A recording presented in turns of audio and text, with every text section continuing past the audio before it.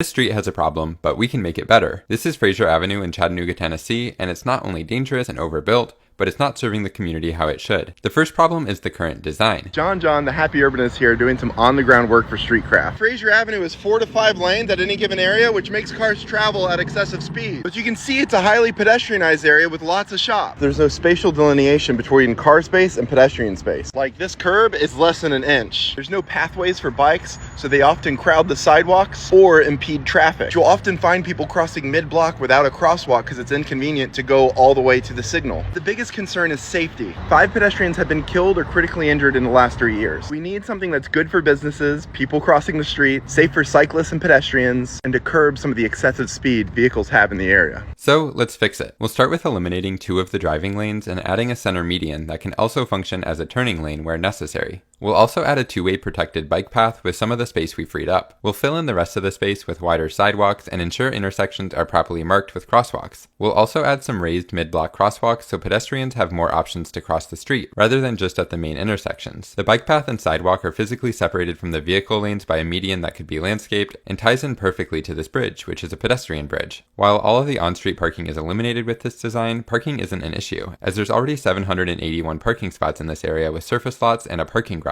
So we went from a design that prioritizes cars to a design that prioritizes pedestrians, slower speeds, and different modes of transportation. The city is currently debating on how to redesign this street, but they're leaning toward a design that has more on-street parking and shared lanes with bikes. They have a plan B that is closer to this design, and they're currently asking for input at this website. So let your thoughts be heard and check out John's page for more info.